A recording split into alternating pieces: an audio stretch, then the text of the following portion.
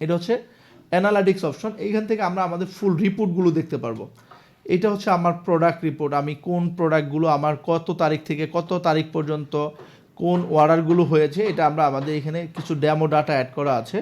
এটা দিয়ে আমরা আমাদের টোটাল প্রোডাক্টের বাই প্রাইস কত ছিল, যদি আমাদের প্রোডাক্টে বাই প্রাইস দেওয়া থাকে তাহলে বাই প্রাইস দেখতে পারবো, সেল প্রাইস কত দেওয়া ছিল, টোটাল কত টাকা প্রফিট হয়েছে। যেহেতু এখানে আমার কোনো বাই প্রাইস নেই, সেই ক্ষেত্রে আমাদের পুরাটাই প্রফিট দেখাচ্ছে।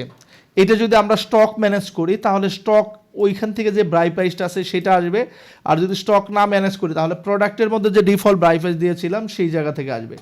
এটা হচ্ছে অর্ডার রিপোর্ট অপশন। এইখান থেকে আমরা টোটাল অর্ডার রিপোর্টগুলো দেখতে পারবো, স্ট্যাটাস ফিল্টার করে দেখতে পারবো যে এত তারিখ থেকে এত তারিখে অর্ডার কনফার্ম হয়েছে কতগুলো, টোটাল অর্ডার কতগুলো আছে, কোন কোন অর্ডার কোনটা পেন্ডিং আছে সব কিছু। আবার এটা কিন্তু আমরা এক্সেল বা ফাইল এইখান থেকে প্রিন্ট করতে পারবো।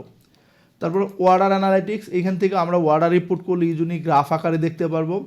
এটা স্টাফ পারফরমেন্স, আমাদের যদি কোনো সেলস বা সাপোর্টে মাল্টিপল লোক থাকে সেই ক্ষেত্রে আমি তাদের পারফরমেন্সগুলো দেখতে পারবো। এখানে ডেট টু ডেট 1 তারিখ থেকে এত তারিখ পর্যন্ত, যেমন ডিফল্টভাবে এটা অ্যাডমিন পোর্টাল থেকে ম্যানেজ করা হয়, তাদের পারফরমেন্স কেমন ছিল, তারা কত টাকার প্রোডাক্ট সেল করেছে।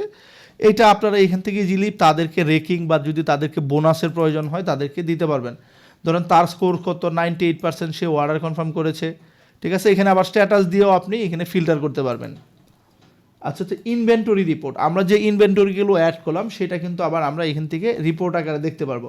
যেমন এই প্রোডাক্ট 10 পিস আছে, এই প্রোডাক্টের স্টক ভ্যালু আছে হচ্ছে 0, আর এই প্রোডাক্ট আছে হচ্ছে আপনার 10 পিস, এটাও 10 পিস, 10 পিসের মধ্যে আবার 5 পিস করে আছে। এখানে যখন ক্লিক করলাম তখন কিন্তু সেই সেকশনটা আবার ডিটেলস আকারে দেখাচ্ছে। এটাতে যদি আমি ক্লিক করি আমার এখান থেকে সে কিন্তু আবার ডিটেলস আকারে, আমি এখান থেকে ওয়্যার হাউস দিয়ে আলাদা আলাদা করে ফিল্টার করে এই ডাটাগুলো আমি এখান থেকে ইজিলি দেখতে পারবো।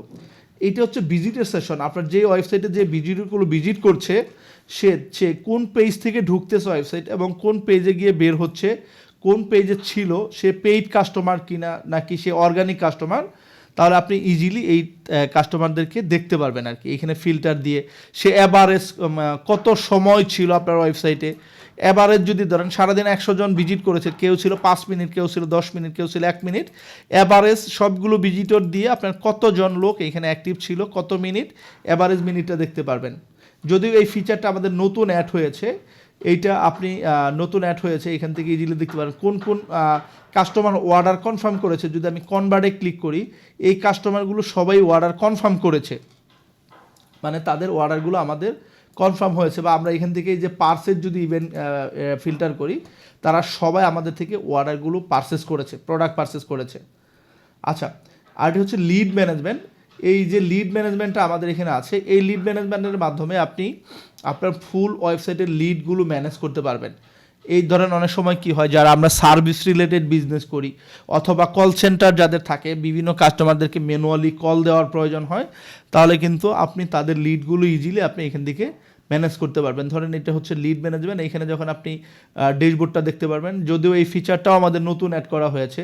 এইখান থেকে লিস্টগুলো দেখতে পারবেন। এক্সাম্পল এইখানে ধরেন আমার এখানে লিডের পুরো লিস্টটা আছে, আমি যদি এখান থেকে একটা নিউ লিড ক্রিয়েট করতে চাই, তার কাস্টমারের নাম দিলাম, তার হচ্ছে ইমেল অ্যাড্রেস যদি থাকে দিলাম, ফোন নাম্বার দিয়ে সে কোন ক্যাটাগরির প্রোডাক্টের জন্য তার সাথে আমার কথা হচ্ছে, বা কোন টাইপের সার্ভিস যদি থাকে, সার্ভিস কোন টাইপের সার্ভিস ক্যাটাগরির জন্য হচ্ছে, সে আমার প্রিভিয়াস কাস্টমার কিনা বা একবারে নতুন কাস্টমার কিনা, তাহলে এখান থেকে ওল্ড, কোল্ড, ওয়ার্ম এবং হট, আমরা যারা মার্কেটিং একটু জানি তারা কিন্তু এই যে এই বিষয়গুলো জানি।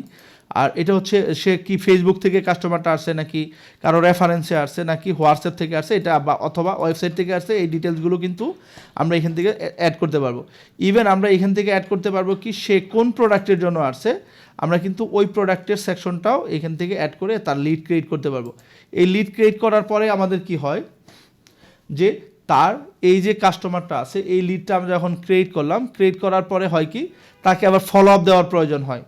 এই যে আমি যদি ফলো আপ দিতে চাই, তাহলে যদি আমি তাকে কল করতে চাই, দেখেন আমি ধরেন তাকে কল করেছিলাম, তার সাথে আমার কথা হয়েছে, সে পরে জানাবে, অথবা সে এই প্রোডাক্টের প্রতি ইন্টারেস্টেডই না, আমি এখান থেকে স্ট্যাটাস আপডেট করে দিতে পারবো।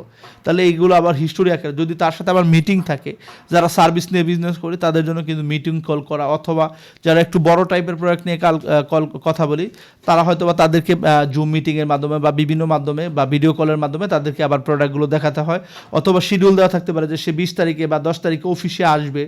সে এইভাবে আপনি কিন্তু এই শিডিউলগুলো সেট করে রাখতে পারেন। ইভেন পরবর্তী সময় আপনি এই শিডিউলগুলো দেখে নিতে পারবেন, আপনার জন্য এই লিডগুলো ম্যানেজ করা সহজ হবে। আমি যদি কল লগে যাই, কার কার সাথে আমার কী কথা হয়েছে এবং কোন বিষয়ে কথা হয়েছে, এই লগগুলো আমি ইজিলি এখান থেকে দেখে নিতে পারবো। কে ফোন রিসিভ করেছে, কে কেটে দিয়েছে, ফুল ডিটেলসগুলো আমরা এখান থেকে দেখতে পারবো।